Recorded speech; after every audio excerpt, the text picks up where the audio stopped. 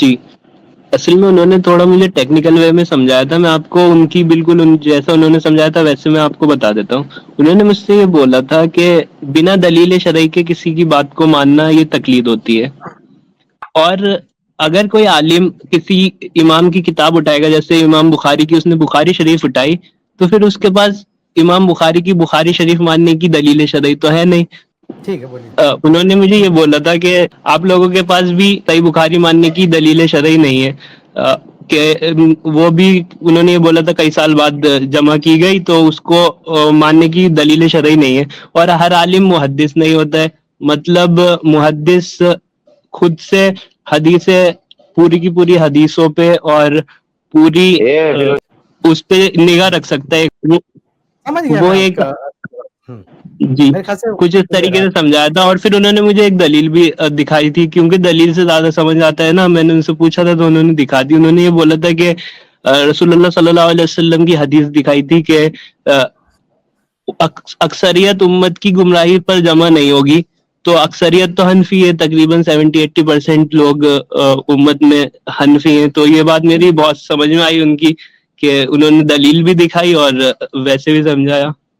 اچھا تو ایک کام کرتے ہیں، ابھی بہت سارے سوال آپ کے ایک ساتھ میں ہیں تو ہم لوگ ون بائی ون میں سوال. جواب دے جی میں جواب دے بھائی صاحب کا جو کہنا ہے وہ یہ کہ امام بخاری رحمہ اللہ کی کتاب سے جا کے آپ لوگ دلیل لیتے ہیں، تو یہ بھی تو تقلید ہو گئی. اور یہ بار بار یہ لوگ اس طرح کا سوال کرتے ہیں. اب میں یہ کہتا ہوں کہ امام صاحب کی آپ تقلید کرتے ہو یا حنفی علماء کی تقلید کرتے ہو، کیونکہ امام صاحب کی جو بات ہے آپ ان کی قبر سے تو پوچھ کے نہیں آتے ہو. امام حنیفہ رحمہ اللہ کی قبر میں جا کے تو پوچھ کے نہیں آتے ہو. کون سی کتاب سے پوچھتے ہو؟ ہدایہ، در مختار، قدوری، فلاں فلاں کتابیں. تو بھائی آپ ان کتابوں کے مقلد ہو کہ ابو حنیفہ رحمہ اللہ کے مقلد ہو؟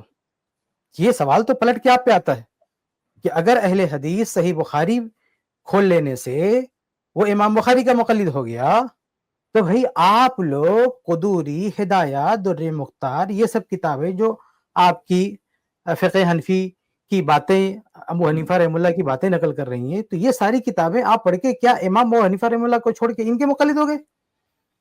اگر آپ کہتے ہیں کہ ان کتابوں میں بھی امام ابو حنیفہ رحمہ اللہ ہی کی باتیں ہیں، ہم ان کتابوں میں انہی کی بات تلاش کرتے ہیں اس لیے ہم انہی کے مقلد ہیں، تو ہم کہتے ہیں کہ جو حدیث کی کتابیں اس میں بھی ہم اللہ کے نبی ہی کی بات تلاش کرتے ہیں، اس لیے ہم اللہ کے نبی کے متبع ہوئے یہ کتابیں پڑھ کے بھی. تو اگر آپ قدوری، در مختار، ہدایہ پڑھ کے بھی مقلد ہوتے ہیں امام حنیفہ کے، تو ہم صحیح بخاری، صحیح مسلم، کتب ستہ پڑھ کے بھی متبع ہوتے ہیں اللہ کے رسول صلی اللہ علیہ وسلم کے.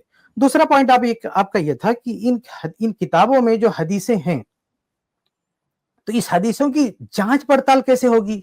کون صحیح ہے کون ضعیف ہے؟ یہی سوال بھی آپ پہ پلٹ کے جاتا ہے. یہ جو کتب فقہ اس میں ابو حنیفہ رحمہ اللہ کے اقوال ہیں، قول قدیم، قول جدید، چار اقوال کسی مسئلے میں، کون آخری قول ہے، کون ثابت ہے کون ثابت نہیں ہے؟ تو سندوں کی تحقیق صرف اقوال رسول میں نہیں ہے، یہ اقوال ائمہ میں بھی تو ہے. اس کو بھی تو آپ کو چیک کرنا پڑے گا کہ امام صاحب کا یہ قول ہے کہ نہیں ہے. ابھی دیکھیں کسی اسٹریم میں علی مرزا نے وہ امام ابو حنیفہ رحمہ اللہ کا قول پیش کیا. کیا پیش کیا؟ کہ انہوں نے کہا کہ وہ اہل شام ہم سے جو ہے نفرت کرتے ہیں، بصرہ والے نفرت کرتے ہیں، مدینہ والے نفرت کرتے ہیں، سب نفرت کرتے ہیں. اور وہ کس کے حوالے سے نقل ہو رہا ہے؟ امام ابو حنیفہ رحمہ اللہ کے حوالے سے نقل ہو رہا ہے. تو ظاہر سی بات ہے کہ وہ جھوٹی بات ہے، امام حنیفہ رحمہ اللہ نے نہیں کی ہے. تو سند کی تحقیق کریں گے تب تو کنفرم کریں گے نا امام صاحب نے یہ بات نہیں کہی ہے. تو سندوں کی تحقیق کی ضرورت صرف حدیثوں میں نہیں ہے، اقوال امام ابو حنیفہ رحمہ اللہ میں بھی، کیونکہ دو طرح کے متضاد قول، ابھی اگر ٹائم ملا تو میں آپ کو ان کا دوسرا قول دکھاؤں گا امام ابو حنیفہ رحمہ اللہ کا اسی مسئلے میں، یعنی جو جنگ جمل صفین کے مسئلے میں. تو دو ہے، دونوں ایک دوسرے سے ٹکرا رہے ہیں، کون سے صحیح ہے؟ بھئی آپ سندوں میں جب تک نہیں جاؤ گے کیسے آپ کنفرم ہوگا کہ کون ثابت ہے کون ثابت نہیں ہے؟ کتب فقہ میں کتنے اقوال، دو اقوال ابو حنیفہ کے، بلکہ بھائی یہ جو فقہ حنفی ہے نا، آپ یہ نہ سمجھے کہ سب ابو حنیفہ رحمہ اللہ کے اقوال ہے، کہیں کہ امام ابو حنیفہ رحمہ اللہ کے اقوال کو پیچھے ڈھکیل کے اور صاحبین کے اقوال کو آگے رکھ کے اسی کو مفتہ بھی بنا دیا گیا ہے. آپ کیسے، یعنی وہاں بھی وہ بھی ایک اجتہاد ہے، ایک دائرے میں وہ بھی ایک اجتہاد ہے. تو بھائی وہاں بھی وہ پرابلم کتب فقہ کے ساتھ بھی جڑی ہوئی ہے. جو مشکل آپ یہاں دیکھ رہے ہیں کتب حدیث کے ساتھ، وہ تو کتب فقہ کے ساتھ ہے. تو اب سوال ہی پیدا ہوتا ہے کہ پھر کیسے آپ امام حنیفہ رحمہ اللہ کے مقلد جاتے ہیں؟ یہ ساری چیزیں تحقیق کرنے کے باوجود آپ کتابیں پڑھتے ہیں، پھر بھی امام حنیفہ کے مقلد، تو ہم بھی حدیث کی کتابیں پڑھتے ہیں، پھر بھی اللہ کے رسول کے متبع۔ آپ کتابوں میں جا کے، کتب فقہ میں جا کے تحقیق و تفتیش کرتے ہیں کون امام صاحب کا قول ہے، کون نہیں ہے، کون قول جدید ہے، کون قول قدیم ہے، کون راجح ہے، کون مرجوح ہے۔ اتنی ساری بحثیں کرنے کے باوجود بھی آپ مقلد رہ جاتے ہو امام حنیفہ کے۔ تو ہم حدیث کی کتب میں کتب حدیث میں جاتے ہیں، کون صحیح ہے، کون ضعیف ہے، کون ناسخ ہے، کون منسوخ ہے۔ یہ ساری بحثیں کرنے کے باوجود بھی ہم متبع اللہ کے رسول صلی اللہ علیہ وسلم کے ہیں۔ تو آپ جس چیز کو بنیاد بنا رہے ہیں نا کہ یہ چیز تقلید ہے، تو وہ چیز آپ کی کتب فقہ کے ساتھ جڑی ہوئی ہے، آپ کو مقلد امام حنیفہ کا نہیں، ان کتب فقہ کا بنا رہی ہے۔ ظاہر سی بات ہے، کوئی بھی نہیں کہے گا کہ یہ لوگ جو ہے ان کتابوں کی تقلید کرتے ہیں، تو ہمیں بھی آپ نہیں بلیم کر سکتے نا کہ ہم کتب حدیث کی تقلید کرتے ہیں۔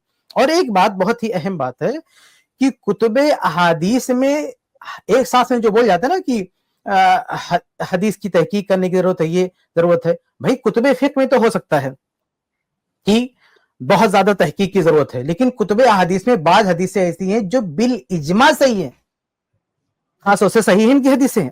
بخاری مسلم کی اکثر حدیثیں اجماع امت کے ساتھ صحیح ہیں، اور جب بخاری مسلم کی ان حدیثوں کی صحت کو، یعنی ان کی محدثین کی تحقیق کو کوئی مانتا ہے تو اجماع کو مان رہا ہوتا ہے۔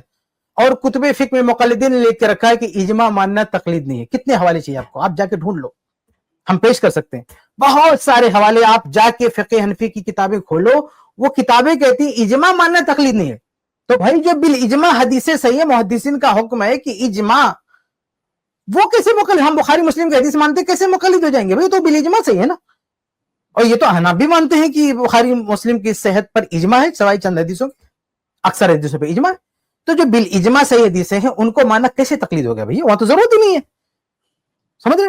تو خلاصہ یہ ہے کہ یہ اہل حدیث اگر کتب احادیث کو مانتے ہیں یا حدیثوں کی تحقیق کرتے ہیں، تو اس کے باوجود بھی آپ یا محدثین کے اجتہاد کو لیتے ہیں تو بھی آپ مقلد نہیں کہہ سکتے۔ آپ بھی امام حنیفہ رحم اللہ کے اقوال کو، راجح کون ہے، مرجوح کون ہے، قدیم کون ہے، جدید کون ہے، کون مفتابی ہے، کون مفتابی نہیں، یہ سب چھانٹنے بیٹنے کے لیے، فلٹر کرنے کے لیے آپ احناف علماء کے اجتہاد کو لے رہے ہو۔ اس میں وہ اجتہاد کر کے طے کرتے ہیں کون امام صاحب کا قول ہے، کون نہیں ہے۔ تو یہاں آپ ان علماء کا اجتہاد لیتے ہو، پھر بھی مقلد کس کے؟ ابو حنیفہ کے۔ تو کتب احادیث میں، حدیث کے میدان میں اہل حدیث اگر اپنے محدثین علماء کے اجتہاد کو لے رہے ہیں، پھر بھی متبع اللہ کے رسول، ٹھیک ہے۔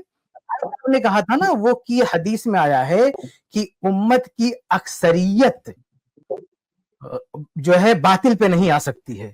بھائی جھوٹی بات ہے، جھوٹی بات ہے، فیبریکیٹڈ ہے یہ جھوٹی بات۔ جس نے بھی سکھائی آپ کو، ان بزرگ کو، ان محترم کو لے کر آئے اس ٹیم میں، ہم ان سے بات کریں گے، اگر وہ عالم ہے تو پروف کریں کہ یہ بات صحیح ہے۔ یہ جھوٹی بات ہے۔ صحیح بات کیا ہے؟ المستدرک للحاکم کی روایت صحیح بات یہ ہے کہ ان امتی لا تجتمع امتی علی ضلالۃ، کہ میری امت یہ گمراہی پر متفق ہوتی ہے، یعنی پوری امت کی بات ہے، پوری امت کے علماء مجتہدین کے بارے میں یہ ضمانت دی گئی ہے کہ یہ گمراہی پر متفق نہیں ہو سکتی، یعنی اجماع امت یہ اگر ثابت ہے تو یہ غلط نہیں ہو سکتا۔ لیکن ایسی کوئی صحیح حدیث موجود نہیں ہے کہ جس چیز کو اکثریت نے مان لیا وہ چیز کیا ہے؟ صحیح ہے۔ ایسی کوئی حدیث موجود نہیں ہے۔ دوسری بات یہ ہے، پہلی بات تو حدیث یہ جھوٹی ہے، بناوٹی حدیث ہے، اصل حدیث یہ اجماع امت کے بارے میں۔ دوسری بات یہ کہ بہت سارے مسائل میں اکثریت امت کے اکثر علماء کا، ظاہر سی بات ہے جب یہ بات کی جاتی ہے نا کہ اکثر لوگ کیا کہتے ہیں، تو اکثر سے مراد کیا ہوگا؟ اکثر مراد جو فیصلہ کرنے کی قوت رکھتے ہوں، جو مجتہدین ہیں، جو علماء ہیں، نہ کہ جو فالوور ہیں جن کو کچھ نہیں آتا۔ تو بہت سارے مسائل میں امت کی اکثریت امام حنیفہ رحمہ اللہ کے فتاوی کے خلاف ہے، جیسے رفع الیدین کا مسئلہ ہے۔ سورج کی روشنی کی طرح سے دن میں چمک رہا ہے کہ پوری امت کی اکثریت سوائے اہل کوفہ کے کوئی قائل ہی نہیں، پوری امت۔ امام بخاری رحمہ اللہ جز رفع الیدین میں کیا کہتے ہیں کہ میں کہاں کہاں گیا، کس کس علاقے کا سفر کیا، ہر جگہ میں دیکھ رہا ہوں کہ سب اس کے قائل ہیں، رفع الیدین کے سب قائل اس بات کے۔ تو بھائی امت کی اکثریت رفع الیدین کر رہی ہے، امام صاحب نہیں کر رہے ہیں، حنفی والے یہ مقلدین نہیں کر رہے ہیں، یہ مقلدین نہیں ہے اکثریت، یہ تو آج کی پیداوار ہے نا۔ اصل یہ ہے کہ اللہ کے نبی کے صحابہ سلف اس دور میں اکثریت کیا تھا۔ اچھا یہ بھی ایک پوائنٹ ہے نا کہ اکثریت کس دور کی لیں گے آپ، یعنی صحابہ کے دور میں اکثریت ایک رائے رکھتی ہے، اب آپ کے اصول سے وہ رائے اکثریت کی صحیح ہے، کچھ دن کے بعد اکثریت دوسرے قول پہ آ جاتی ہے، تو کیا یہ حق بدلتا رہے گا؟ ایسا تو نہیں ہو سکتا نا۔ تو یہ ہو سکتا ہے کہ کسی دور میں ایک بات کو، جیسے میں ایک مثال دے دوں، 3 طلاق کا مسئلہ ہے، तीन तलाक का मसला पुराने जमाने में अक्सरियत का कहना था 3 तलाक दे दिया तो किस्सा खत्म है, लेकिन अब उन लोगों की तादाद बढ़ती जा रही है जो कहते हैं 3 तलाक एक मानी जाएगी। अब तक ये आनाप में शवा, यानी हर मसलक वाले मतलब निकल के आ रहे हैं, सपोर्ट कर रहे हैं, आजकल पोस्टकास्ट कर रहे हैं कि नहीं इसको मान लेना चाहिए, हलाला हो रहा है, ये हो रहा है। हुकूमतें कानून बना रही हैं, हुकूमतें जो हम्बली हुकूमत है, हनफी हुकूमत है, जो भी हुकूमत, बहुत सारी हुकूमतों में कानून बन रहा है। तो देखिए इब्ने तैमिया रहमुल्लाह के बारे में आता है कि उनके बहुत सारे मसाइल कि अपने दौर में वो तनहा थे या चंद लोग थे, आज अक्सरियत उनके साथ खड़ी हुई है, उस मसले को ले रही है। तो आप ये कैसे तय करेंगे कि अक्सरियत ने अगर किसी को मान लिया तो वो सही है? तो किस जमाने की अक्सरियत को लेंगे, आज के जमाने की अक्सरियत को या सहाबा के जमाने की अक्सरियत को? यही तो अहले हदीस कहते हैं कि सहाबा ने अगर किसी मसले को तस्लीम किया है, आप उसके बिल मुखालिफ जो है इज्तिहाद मत करो। अच्छा, एक आखिरी बात, अहले हदीस तो ये भी कहता है कि बहुत सारे मसाइल में तकलीद की जरूरत ही नहीं है। आप कह रहे हैं ना कि आदमी क्या करे, भाई ये बाद के लोग आएंगे, जैसे शेख सरफराज के हवाले से आपने कहा ना, उनको जवाब देती हुई कि भाई ये इश्काल खड़ा किया कि इतने सारे मसलक बन जाएंगे, इतने सारे, हर आदमी अपनी अपनी तरह बयान करेगा। भाई अहले हदीस की तो एक दावत ये है कि जिन मसाइल में इज्तिहाद की जरूरत ही नहीं है, क्योंकि नुसूसे सरीहा मौजूद है, हाँ ये इमाम को नहीं मिल सकी इसलिए उन्होंने इज्तिहाद किया, लेकिन जब नस्से सरीह मौजूद है तो इज्तिहाद खत्म। और ये तमाम फुक़हा का उसूल है, ला इज्तिहाद मअ नस, नस आने के बाद इज्तिहाद आप नहीं कर सकते, सबको सरेंडर होना है, इज्तिहाद को खत्म करना है। जैसे सही बुखारी की हदीस है ना कि उमर रदियल्लाहु ताला अन्हु सारे सहाबा को लेके कह रहे जब शाम जा रहे थे और वहां पे ताउन की बीमारी फैली तो बैठ के इज्तिहाद कर रहे थे, वाज़ेह दलाल किसी के पास नहीं थी, इज्तिहाद में डिसीजन मतलब उसमें दो तरफ सहाबा बढ़ गए, लेकिन फाइनल जो किया उमर रदियल्लाहु ताला ने ये फाइनल किया कि हम आगे नहीं बढ़ेंगे, हम आगे नहीं जाएंगे, वहां ताउन की बीमारी फैली हुई है। लेकिन अब्दुर्रहमान बिन औफ रदियल्लाहु अन्हु कहीं गए थे, वो वापस आए, वो कहते हैं कि इंदी फी हादा इल्मन, कि इसमें तो मेरे पास हदीस रसूल मौजूद है, नस सरी मौजूद है।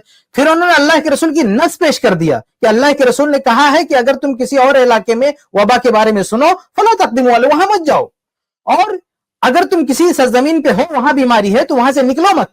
ये नस्से सरी आने के बाद इज्तिहाद खत्म कर दिया। उमर रदियल्लाहु ने अल्लाह का शुक्र अदा किया कि अल्लाह ताला का शुक्र है कि हमने वही फैसला लिया, और बाकी सारे लोगों ने इख्तिलाफ खत्म कर दिया। जो उमर रदियल्लाहु अन्हु से इख्तिलाफ कर रहे थे उनका इख्तिलाफ खत्म हो गया। तो जब नस्से सरी आ गई तो सहाबा ने अपने इख्तिलाफात खत्म किए, या इमाम क्यों खत्म करेंगे, आप क्यों नहीं खत्म करोगे?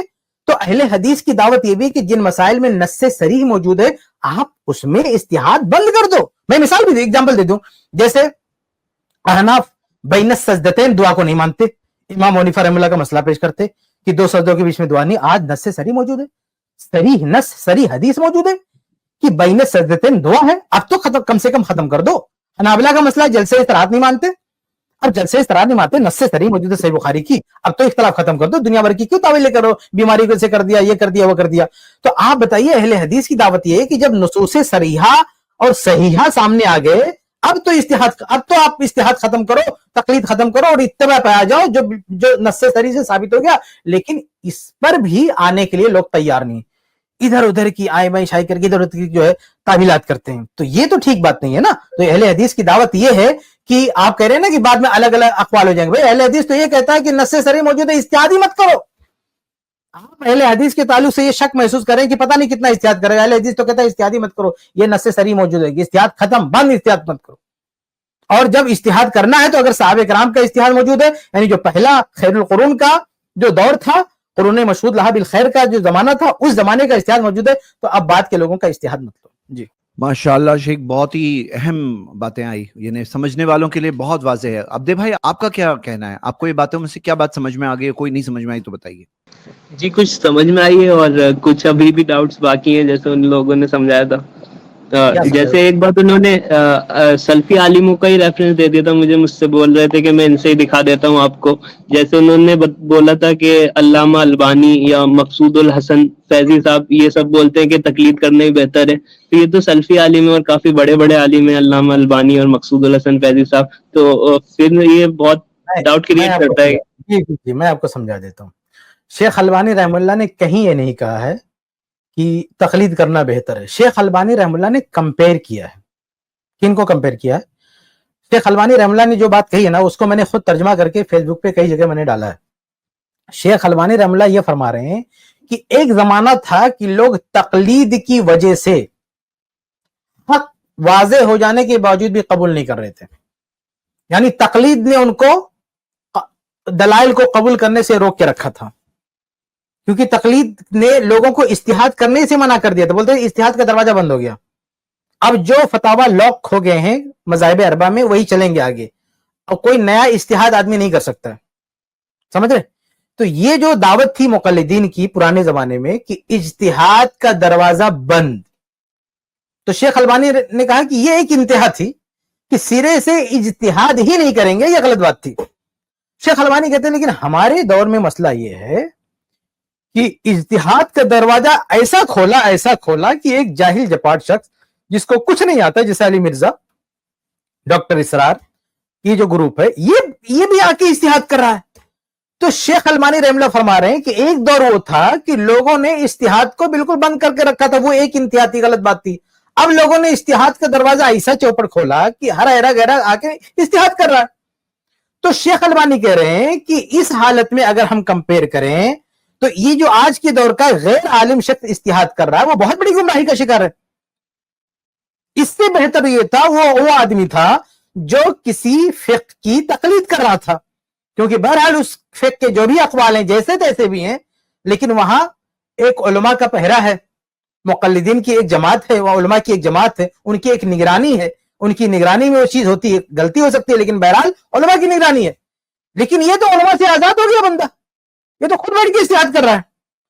اجتہاد کرے لیکن کوئی جیسے کوئی عالم ہے اجتہاد کرے، کوئی مسئلہ نہیں، لیکن جو عالم نہیں وہ بھی اجتہاد کر رہا ہے۔ تو شیخ البانی فرما رہے ہیں کہ اس طرح سے آدمی گمراہ ہو رہا ہے، حدیثوں کا انکار کر رہا ہے، عذاب قبر کا انکار کر رہا ہے، کوئی مطلب کیسے سورہ کہف کا کوئی انکار کر رہا ہے، کوئی آیت کا انکار کر رہا ہے۔ تو انکار حدیث کا دیکھیے کیسا زمانہ آ گیا۔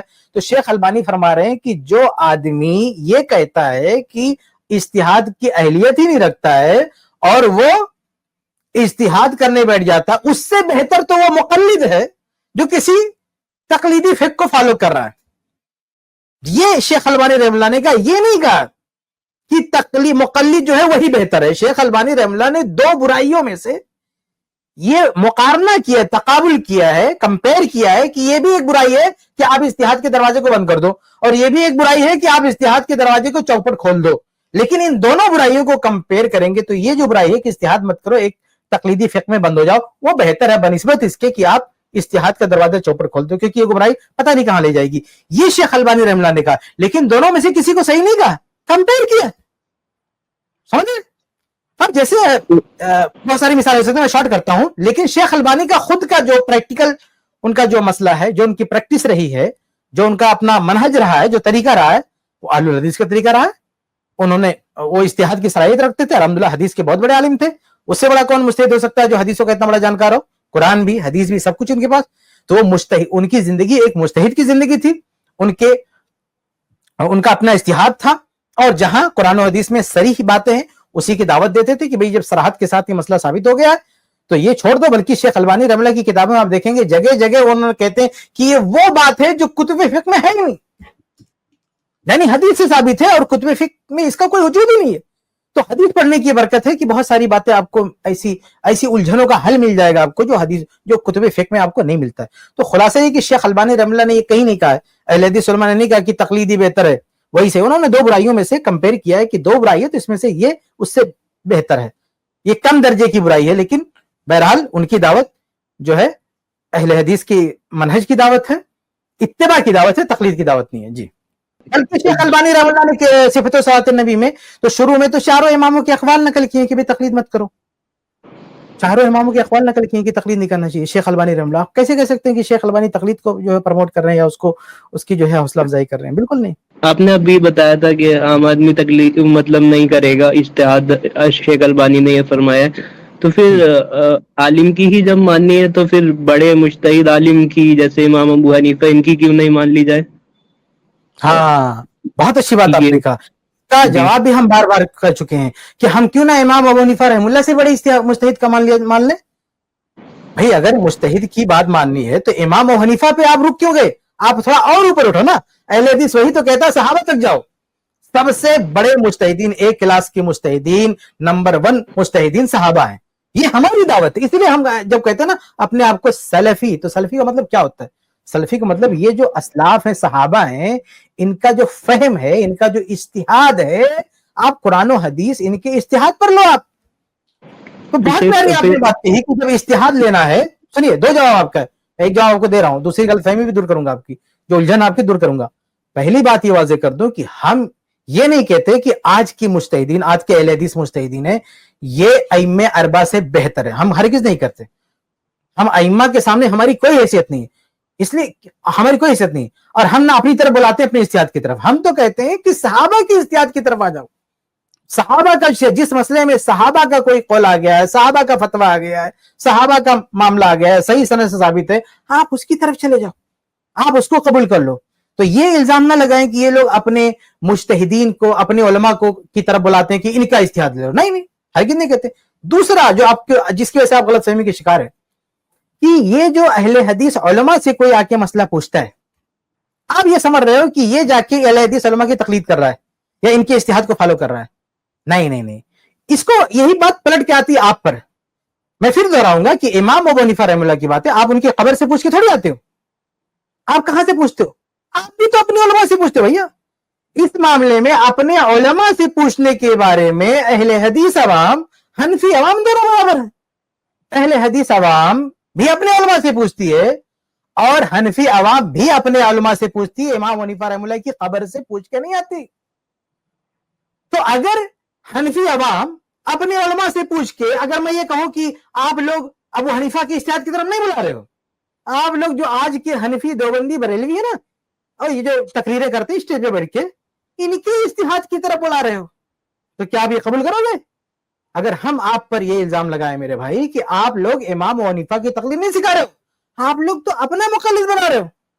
آپ لوگ امام ابو حنیفہ کے اجتہاد کے بجائے اپنے اجتہاد کی طرف بلا رہے ہو, تو آپ کہو گے نہیں نہیں, ہمارے علماء ہیں, ہمارے عوام کی جو رہنمائی کرتے ہیں وہ رہنمائی امام ابو حنیفہ رحمہ اللہ کے اجتہاد کی طرف کرتے ہیں.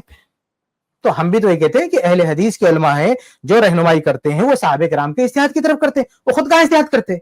ہاں کچھ مسائل جس کو ہم نوازل کہتے ہیں, جدید مسائل ہیں جو پہلے نہیں پیش آئے تھے, آج پیش آ رہے ہیں, جیسے خون کا عطیہ دینا, کڈنی دینا جو ہے وغیرہ وغیرہ, جو نئے مسائل ہیں. تو ان مسائل میں پرانے دور میں کوئی اجتہاد نہیں ہے, نہ صحابہ کے دور میں نہ ائمہ اربعہ کے دور میں. تو آج کا دیوبندی بھی اجتہاد کرتا ہے, آج کا بریلوی بھی اجتہاد کرتا ہے, اہل حدیث بھی اجتہاد کرتا ہے. تو اس معاملے میں تو دونوں سیم ہیں. یعنی جو نوازل ہیں, نئے نئے مسائل ہیں, اس معاملے میں اہل حدیث علماء بھی اجتہاد کرتے ہیں, حنفی علماء بھی اجتہاد کرتے ہیں. سمجھ رہے؟ اس میں تھوڑا سا کوئی جب ان کی گرفت کرو تو کہتے ہیں نہیں یہ حنفی علماء ہیں جو اگرچہ ان کا اجتہاد ہے جدید مسائل میں, لیکن امام ابو حنیفہ رحمہ اللہ کے اصولوں پر اجتہاد ہوتا ہے. تو اہل حدیث کا بھی جواب وہی ہے کہ اگرچہ اہل حدیث علماء اجتہاد کرتے ہیں لیکن صحابہ کے اصولوں پر اجتہاد کرتے ہیں. ٹھیک ہے شیخ, ایک سوال ایک بھائی نے کیا تھا میران زبیری نام کے, اور وہ یہ کہہ رہے تھے کہ صحابہ کا فقہ کہاں ملے گا, کہ صحابہ کا فقہ کہاں ملے گا, یہ ان کا کہنا ہے. ہاں دیکھیے یہ بھی بڑا شبہ ہے مقلدین کا. وہ کہتے ہیں کہ صحابہ کی طرف آپ بلا رہے ہو تو صحابہ کی فقہ مدون نہیں ہے. ان کا کہنا یہ کہ صحابہ کی فقہ مدون نہیں ہے. ارے بھائی یہ بات پہلے اگر کسی زمانے میں کہتے تو کسی حد تک بات چل جاتی. بھائی ایک زمانے میں پہلے امام حنیفہ رحمہ اللہ کی فقہ تو پہلے مدون نہیں ہوئی تھی, بعد میں مدون ہوئی ہے. یہ ائمہ اربعہ کے جو اقوال مدون کیے گئے وہ بعد میں ڈھونڈ کے مدون کیے. ان کے دور میں کہاں مدون ہوا, ان کے دور میں کہاں جو ہے تقلید جو ہے چالو ہوگی, تو بعد میں تقلید شروع ہوئی نا. تو یہ جو اعتراض ہے بہت پہلے کوئی کرتا سمجھ میں آتا, لیکن اب تو ایک ایک صحابی کے اقوال پر, ان کے فتاوی پر پوری کتاب چھپ چکی ہے. ابو بکر صدیق رضی اللہ تعالیٰ عنہ کے اقوال, عمر رضی اللہ عنہ کے فتاوی, علی رضی اللہ عنہ کے فتاوی, حتیٰ کہ معاویہ رضی اللہ عنہ کے اقوال فتاوی, یعنی جو بڑے بڑے صحابہ ہیں ان کے فتاوی, ان کے اقوال پر پوری کتاب چھپ چکی ہے. بلکہ اس سے آگے بڑھ کر ہم آپ کو بتائیں کہ تمام صحابہ کے آثار, تمام صحابہ کے اقوال پر ایک جامع کتاب, کئی کتابیں چھپ چکی ہیں. یعنی اس وقت کچھ ایسی کتابیں چھپ چکی ہیں جس میں تمام صحابہ کے اقوال کو فقہی ترتیب سے نقل کر دیا گیا. جیسے نماز کے بارے میں صحابہ کے فتاوے, زکوٰۃ کے بارے میں صحابہ کے فتاوے. تو آج تو مدون ہے, بلکہ اس سے پہلے بھی آپ دیکھیں جو کتابیں ہیں, جیسے امام ابو حنیفہ رحمہ اللہ کی اقوال پڑھنے کے لیے آپ کہاں جائیں گے؟ جائز آپ جو ہے سینکڑوں کتابیں پڑھیں گے نا فقہ حنفی کی, در مختار, قدوری, ہدایہ, فلاں فلاں, یہ سب اتنی ساری کتابیں پڑھیں گے. تو ایسے صحابہ کے اقوال پڑھنا ہے تو مصنف عبدالرزاق یہ کتاب ہے, اس میں پڑھیں صحابہ کے فتاوی. مصنف ابن ابی شیبہ, اس میں صحابہ کے فتاوی ہیں. المحلہ امام ابن حزم رحمہ اللہ کی, اس میں صحابہ کے فتاوی ہیں. سنن سعید بن منصور, اس میں صحابہ کے فتاوے ہیں, حتیٰ کہ کتب ستہ میں بھی صحابہ کے فتاوے ہیں, صحیحین میں بھی صحابہ کے فتاوے ہیں, صحیح بخاری میں بھی آپ کو بہت سارے ابواب میں صحابہ کرام کے فتاوے ہیں. تو یہ جو کتب احادیث ہے نا, یہ کتب احادیث نے اپنے ساتھ صحابہ کے فہم کو بھی لیے ہوئے ہے, صحابہ کرام کی فہم بھی ان کے ساتھ مروی ہے ان حدیثوں میں, حدیث کی کتابوں میں. تو حدیث کی کتابوں میں تو حدیثیں زیادہ ہیں اور یہ صحابہ کے اقوال بھی ہیں لیکن کم ہے, لیکن جو دوسری مصنفات ہیں, جو دوسرے کتب آثار ہیں, تو ان میں تو آپ دیکھیں گے پورا صحابہ ہی کے اقوال جو ہے فقہی ترتیب پر باقاعدہ, نماز کے مسائل, فلاح کے مسائل, فلاح کے مسائل. یہ امام ابن ابی شیبہ, مصنف ابن ابی شیبہ کبھی اٹھا کے تو دیکھیں آپ کو اس کتاب میں کیا ملے گا, پورا ہر باب میں صحابہ کرام کے اقوال ملیں گے آپ کو. مصنف ابن ابی شیبہ, مصنف عبدالرزاق, المحلہ لابن حزم, تو یہ اس طرح کی بہت ساری, سنن سعید منصور, بہت ساری کتابیں ہیں جس میں آپ کو صحابہ کرام کے اقوال ملیں گے. اب آپ یہ کہیں کہ صحابہ کرام کے اقوال کسی ایک کتاب میں نہیں, تو امام حنیفہ کے اقوال کسی کے کتاب میں ہے, وہ تو بہت ساری کتابوں میں بکھرے پڑے ہیں. ٹھیک ہے, تو یہ کہنا کہ کہاں ملیں گے ایسا نہیں ہے, بھری کتابیں بھری پڑی ہر جگہ ملیں گے, اہل علم ساری کتابوں سے استفادہ کرتے ہیں. جی بہت اہم. اچھا عبدے بھائی, آپ نے ایک اور سوال جو پوچھا تھا نا, کہ آپ نے کہا کہ اس طرح سے تو بہت سارے فقہ بن جائیں گے, اس طرح سے بہت سارے مذہب, یعنی بہت سارے مذہب بن جائیں گے. تو میں آپ کو ایک مثال کے ذریعے بتاتا ہوں. سوچو کہ کسی کو ہیلتھ پرابلم ہے, اب وہ جاتا ہے الگ الگ ڈاکٹر سے ایڈوائس لیتا ہے کون سا ڈاکٹر صحیح ہے.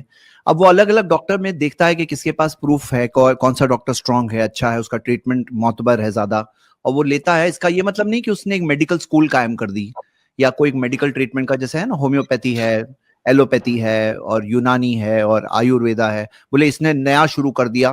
اس کا یہ مطلب نہیں ہوا.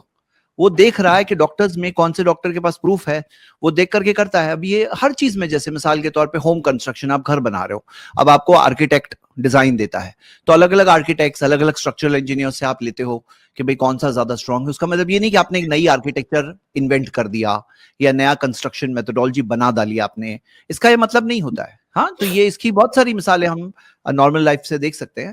تو ایسا نہیں ہے. اصل بات صرف اتنی ہے نا میرے بھائی, کہ آپ کو کیا لگتا ہے جو آپ نے 1200 سال کا ذکر کیا تھا, کہ 1200 سال تک لوگ ایسا کرتے تھے کہ اپنے مسلک کے خلاف کوئی حدیث آ جائے, سامنے دوسرا عالم ہے, وہ پیش کر رہے, دلائل پیش کر رہے, قرآن سے حدیث سے دلائل پیش کر رہے, مسئلہ واضح ہے کہ یہاں پہ جو عالم کی آپ کی بات کو آپ مان رہے تھے وقتی طور پر, وہ عالم سے مسٹیک ہو گئی. تو کیا آپ کو لگتا ہے 1200 سال تک ایسا چلتا تھا کہ کسی بھی حال میں تو اپنے عالم کی بات نہیں چھوڑوں گا, میں حنفی ہوں, میں شافعی ہوں, میں نہیں چھوڑنے والا ان کی بات؟ کیا ایسے چلتے تھے لوگ؟ ائمہ نے بھی نہیں سکھایا, ائمہ اربعہ نے بھی یہ بات نہیں کہی کہ آپ ہماری بات کو لازم پکڑ لینا, بلکہ وہ تو سکھا کے گئے بھی کہ قرآن و حدیث کی دلیل آئے تو چھوڑ دینا, یہ ان کی نصیحت ہے, ہم تو انہی کی نصیحت پہ عمل کر رہے ہیں نا. انہوں نے بھی یہ نہیں کہا کہ آپ جو ہے ہماری باتوں کو پکڑ کے رہیے. جو علماء احناف ہے نا, جو ضد پکڑے ہوئے ہیں کہ ابو حنیفہ کے علاوہ ہم کسی کی بات نہیں بتائیں گے, یہ خود امام ابو حنیفہ رحم اللہ کی ارشادات, ان کی ہدایات کے خلاف ہے, ائمہ اربعہ کی ہدایات کے خلاف ہے. انہوں نے کبھی نہیں کہا کہ ہمارے اقوال کو لاک کر دینا, کبھی نہیں کہا انہوں نے. یہ ان کے ساتھ انصاف نہیں, ائمہ کے ساتھ. کیا بولتے ہیں عبدے بھائی, آپ کوئی بات سمجھ میں آ رہی؟ اچھا کفایت بھائی, میں تقلید کو جو ہے, جو موجودہ صورت میں چاہ رہا ہوں کہ سمجھ لیں کہ تقلید کی کیا اوریجنل صورت رہی ہوگی اور کیا بن گئی. جیسے ہوتا کیا ہے کہ آپ کسی علاقے میں رہتے ہیں, اب ہر علاقے میں ایک مشہور عالم ہوتا ہے. جیسے مالیگاؤں کا ایریا ہے, اس میں دکتور فضل الرحمان ہوا کرتے تھے, اور ایسے دوسرے ممبئی کا ایریا ہے, اس میں پرانے زمانے میں کچھ علماء ہوا کرتے تھے. ایسے مختلف علاقوں میں مختلف علماء ہوتے ہیں. اب ہوتا کیا ہے کہ جس علاقے میں جو عالم ہوتا ہے اور جو دسترس میں ہوتا ہے, جو پہنچ میں ہوتا ہے, اور جو بڑا عالم ہوتا ہے, لوگ اس کی طرف زیادہ رجوع کرتے ہیں, اور وہ بتاتا ہے فتویٰ تو لوگ اس پہ اعتماد کرتے ہیں اور عمل کرتے ہیں. لیکن اب کبھی ایسا ہوتا ہے کہ قرآن و حدیث کے مطابق ظاہر سی بات ہے کہ ہر فتویٰ تو اس کا ہوگا نہیں, تو اب کہیں اگر خلاف بھی ہو گیا تو دوسرے پر چلے گئے. یہ وہ صورت تھی. یہ امام ابو حنیفہ رحمۃ اللہ علیہ, امام شافعی اپنے اپنے حلقے میں ہیں, اپنے شاگردوں کے ساتھ ہیں, اپنے اور ان کے ساتھ ایک ایریا لگا ہوا ہے, لوگ ان سے فتاوا پوچھتے ہیں, مسائل پوچھتے ہیں, جاتے ہیں. یہ ایک صورت بنی ہوئی تھی. بعد والوں نے کیا کیا کہ اس پہ عصبیت لگا دیا. یعنی اب جو مالیگاؤں کا ایریا ہے وہ کیا کرے, کہیں نہیں, دکتور فضل الرحمان صاحب نے جو فتوا بتایا نا, ان کی فتوا چھپی ہوئی ہے. ابھی ڈاکٹر نسیم صاحب نے اسٹریم میں اگر کچھ بتا دیا نا تو وہ ہم نہیں مانیں گے, क्योंकि दुक्तूर साहब देखिए पुराने थे और इनसे नेक थे और इनसे बुजुर्ग थे और खूबसूरत भी इनसे थे और गोरे चट्टे भी थे, और तमाम आप ला करके पेश कर दीजिए और कहिए नहीं दुक्तूर फजलुर रहमान साहब ने जो अभी फतवा में छपा हुआ है वो मौजूद है ना, हम उसको छोड़ नहीं सकते, हमें उन पे ज्यादा एतमाद है, और आप क्या करें हम नहीं सुनने वाले। तो साहब यही है तकलीद, यही तकलीद है। अब आप नहीं कह सकते कि हम लोग दुक्तूर फजलुर रहमान साहब का एहतराम नहीं करते, या बात के जो अभी आलिम जो हमारी स्ट्रीम में आते हैं हम उनका एहतराम नहीं करते, करते हैं। लेकिन अब देखते हैं कि कहीं किताब सुन्नत की रोशनी में किसकी बात ज्यादा दुरुस्त है वो हम कबूल करते हैं। तो तकलीद की जो बिना पड़ी है असल में उलमा से नहीं पड़ी, यानी इमाम अबू हनीफा से किफायत भाई ने जो बात बताया ना कि खुद इन उलमा ने ये बात नहीं कही। हुआ क्या है कि इन उलमा का एक हल्का असर था। अब जब ये उलमा चले गए तो इनके जो शागिर्द थे, इनके जो फॉलोअर्स थे, इनके यहाँ एक तासुब पैदा हुआ अपने इमाम के लिए, और फिर इन्होंने अपने इमाम को पेश करना शुरू किया। अब जब अपने इमाम को पेश करना शुरू किया ना तो उनके कौल की तदवीन की भी जरूरत पड़ी, तो मुदव्वन किया। अब कहीं पर उनको लगा कि ये कौल गलत है तो उससे इख्तिलाफ भी किया, यानी स्टेप बाय स्टेप वो चीज जो खामी नजर आती गई उसको ठीक करने में और अपने इमाम को पेश करने में एक जमाना लगा, और इस तरीके से इख्तिलाफ बढ़ता गया। वरना वो रियल ऐसे ही है जैसे आज के जमाने में है। तो इसको अगर आपको समझना तो इस मिसाल से समझें, बाकी इसके अलावा तकलीद की कोई हकीकत नहीं है। इसी तरीके से तकलीद का तारीखी इर्तिका हुआ है, तारीखी तरक्की हुई है। मैं लंबा नहीं जाना चाहता, आप देखेंगे किताबों में तो आप तकलीद कैसे पनपी है और तकलीद की बिना कैसे पड़ रही है, तो आपको लगे मिलेगा कि ऐसे ही तकलीद बढ़ी हुई है, बस इसके अलावा कोई हकीकत नहीं है। कुरान और सुन्नत से इसकी कोई दलील नहीं। और हमने पहले भी तकलीद की है। बस एक सेकंड। हाँ जी अब्दे भाई बोलिए। ज़ैद भाई आपने अभी जो बात बोली थी उसको थोड़ा क्लियर करना चाहता हूँ। आपने बोला था कि जहाँ वाज़ेह दलील देखी जाएगी वहां पर तकलीद नहीं मानी जाएगी, तो शायद ऐसा होता है ना कि तकलीद तो सिर्फ उस जगह होती है जहाँ पर इज्तिहादी मसले होते हैं जो क्लियर नहीं होता है। जी जी जी जी मेरे भाई साहब सही कह रहे हैं कि तकलीद वहां होती है जहां मामला क्लियर ना हो, लेकिन जब क्लियर हो जाए, जब क्लियर तब को तकलीद छोड़ देना चाहिए ना। यानी जब तक दलाइल नहीं थे और दलाइल ना होने की वजह से कोई तकलीद कर रहा है, लेकिन जब हदीस रसूल सही साबित हो गई, सामने हदीस आ गई, तब तो छोड़ देना चाहिए ना जी। अगर दलील आएगी तब तो इमाम अबू हनीफा का भी कौल है कि उन्हीं की दलील मानी जाएगी। मैं मिसाल देता हूँ। सही बुखारी में जलसे इस्तराहत की दलील है, हदीस सही है और सरी भी है, क्यों नहीं छोड़ रहे हैं मुक़ल्लिदीन भाई अपना मसला? जलसे इस्तराहत क्यों नहीं मान रहे? मैं मिसाल दे रहा हूँ ना आपको। सही बुखारी की यानी इस हदीस के सेहत पे इजमा है, हदीस बिल इजमा सही है सही बुखारी में, यानी इजमा, हम हदीस को माने इजमा को माने, ऐसा नहीं कि इज्तिहाद से हदीस सही हो रही है। मैं मिसाल बहुत सारी दे सकता हूँ, लेकिन मैं वो एग्जांपल दे रहा हूँ जिसमें जो दलील है वो सही भी है और सेहत कैसी है, बिल इजमा सही है। यानी आपको सेहत पर रखने की, सेहत के लिए इज्तिहाद करने की जरूरत नहीं है, ऑलरेडी इजमा है, आपको सिर्फ उसको फॉलो करना है। जब बिल इजमा और सरी वाज़ेह, यानी सही का मतलब ये कि आपको इज्तिहाद की गुंजाइश नहीं है, यानी हदीस सही है, बिल इजमा सही मतलब उसके सेहतो ज़ात में इज्तिहाद नहीं कर सकते आप, मानना है। और सरी का मतलब ये है कि उसमें कयास नहीं कर सकते आप। तो आप बताइए, बिल इजमा सबूत है हदीस का और नस्से सही है, यहां तो तकलीफ छोड़ देना चाहिए, यहां क्यों नहीं छोड़ते? जी शेख, मैं ये नोट कर रहा हूँ आपकी बात, मैं इंशाल्लाह उनसे पूछने मतलब क्रॉस चेक करके फिर अपनी बात बताओ। जी अपनी बात अभी बताओ। जी जी मैं तो देखिए मेरी माने तो दलील है तो फिर दलील की मानी जाएगी। मैं मिसाल दे रहा हूँ जलसे इस्तराहत की दलील ऐसी है जो बिल इजमा सही है, और वजाहत ऐसी है कि जो सरी है, न सिर्फ सही अरे कबूल इजमा से, बिल इजमा उसकी सेहत साबित है और मफहूम सरी है, माने के लिहाज से सराहत और सबूत के लिहाज से बिल इजमा सही। अब तो इसको मानने के लिए कोई बहाना नहीं हमारे पास। इसीलिए शेख अलबानी रहमतुल्लाह का, अभी आप कह रहे थे ना कि वो तकलीद, शेख अलबानी रहमतुल्लाह की किताब पढ़े तमाम, वो जहां जलसे इस्तराहत की बात लाते बहुत बहुत अफसोस के साथ कहते हैं कि इतनी वाज़ेह हदीस सही थी फिर भी मुक़ल्लिद क्यों नहीं मान रहे इसको। तो ऐसी मिसालें हमारे पास है भाई, ये मिसालें बता रहे हैं कि मनहज क्या है, इनका तरीका क्या है। कि अगर आप कहते हैं तकलीद मजबूरी में है कि जहां दलाइल नहीं है तकलीद कर रहा है, तो भाई जब दलील आ गई तब तो छोड़ देना चाहिए। मैंने अभी मिसाल पेश की ना, साहबे कराम ने इख्तलाफ किया, इज्तिहाद किया, लेकिन अब्दुर्रहमान बिन औफ रज़ियल्लाहु अन्हु जैसे दलील पेश की, सब सरेंडर हो गए, سب کا اختلاف ختم ہو گیا. تو آج بھی ہونا چاہیے کہ اگر دلیل نہیں معلوم ہے, دلیل آتے ہی سارا اختلاف ختم ہو جانا چاہیے. جی اچھا شیخ, آپ نے بھی ایک بات بولی تھی, اس کو بھی کلیئر کرنا چاہتا ہوں. آپ نے کہا تھا کہ مطلب میں نے آج تک یہ سمجھا تھا کہ سلفی لوگ یہ بولتے ہیں کہ قرآن اور حدیث کی طرف آؤ ڈائریکٹ, مطلب میں یہ سمجھتا تھا کہ ان لوگوں کا دعویٰ یہ ہے, یعنی سلفی لوگوں کا, کہ ڈائریکٹ سمجھو. اور آپ نے ابھی جو بتایا اس کا مطلب نہیں میرے بھائی, نہیں میں سمجھ گیا آپ کا سوال. آپ یہی کہتے ہیں نا, اسی لیے انٹرنیٹ کی ایک جو ہے سمجھیے کہ ایک اچھا فائدہ یہ ہوا کہ ڈائریکٹ ان کے عوام ایک دوسرے کے علماء سے کنیکٹ ہو رہی ہے, تو اسی لیے سمجھنے میں, دوسرے کے موقف کو سمجھنے میں جو ہے اس سے مدد ملتی ہے.